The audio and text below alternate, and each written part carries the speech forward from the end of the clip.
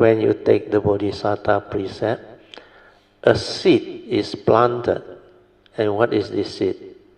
The Bodhi seed.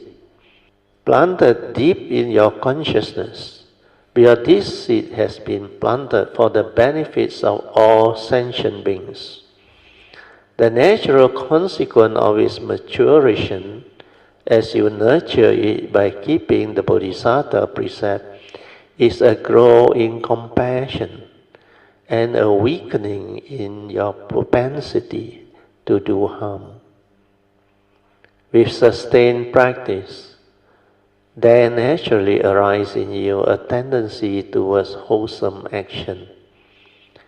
As you go through life, acting on the basis of love and compassion.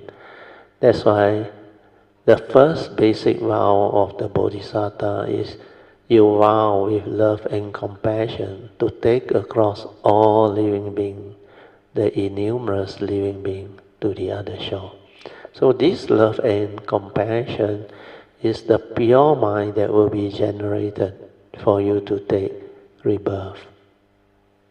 That's how it's done. You will come to experience a sense of security and stability. But as you do this, you develop a lot of joy, because you're not only going that path, doing that cultivation. You know very well in between all these beings that you vow to save, many of them will finally become enlightened beings and Sammasambuddha. That's why the Buddha said every living being, they have a Buddha nature. It's only when they realize it. You look at the Angulimala Sutta. Angulimala, that life, killed 991, he still become an Arahant. Then if he has the causes and conditions, he can also become a Sammasambuddha. So all this, when you understand, you will know the efficacy of taking these Bodhisattva precepts. By now, I hope you understand, because this is the most important.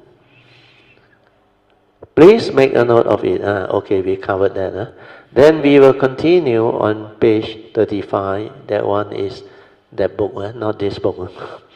On violation of precept. So you don't worry, people say, Ayo, Bodhisattva way is so long.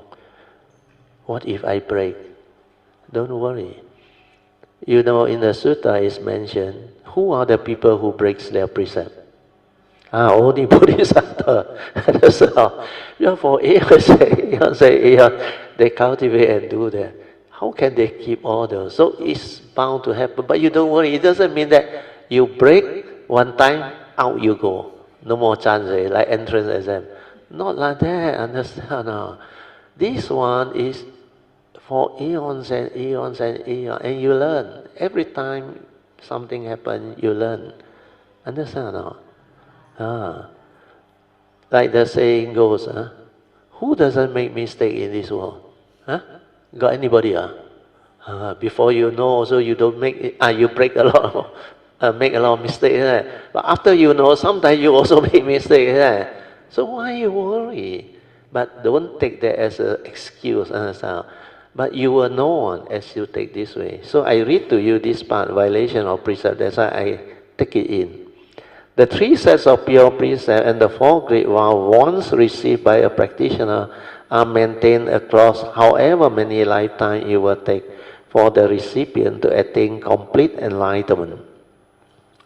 Once the seed of compassion and wisdom, also known as the essence of the precept, has been sown or planted in the mind of the practitioner through the transmission of the Bodhisattva precept, it will remain in the recipient's storehouse consciousness or alaya consciousness in your deep nature, and can only be cast off through the recipient's express declaration of his or her intention to abandon the Bodhi mind. Nobody will do that, understand? If they do that, means they are not destined for this way. That's why you can still do Sorry, that's why you can still do it, do that if you want to in the future. This is for people who play safe one. Scared go in already cannot come out. Understand? Then they go and read and ask people. They say, "Hey, you play a fool. You cannot become arahant also." No? Then they say, "Okay, I renounce. I want to come out. I want to become arahant." When you want to become arahant, you never become arahant. Understand? Because that is the ego, the craving. A recipient of the Bodhisattva precept cannot lose sight or negate the essence of precept simply by breaking one of them. Now you understand? Huh? If you break, don't worry. Do not fear. After that, you will still break. See?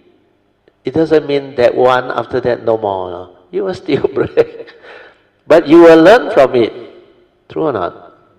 And later on, you will understand it is never worthwhile to break. Understand or not?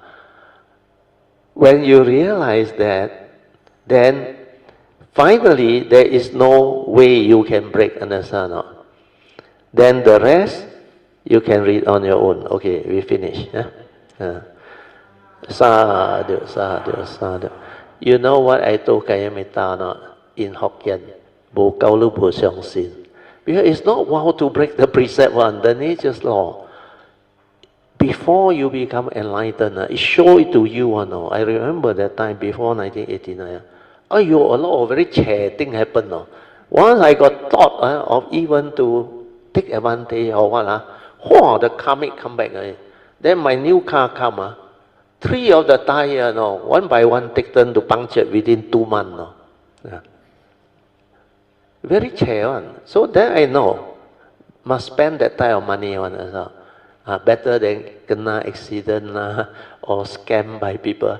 At least punctured only. I drive to the mechanic, pay money, cultivate. Okay. Now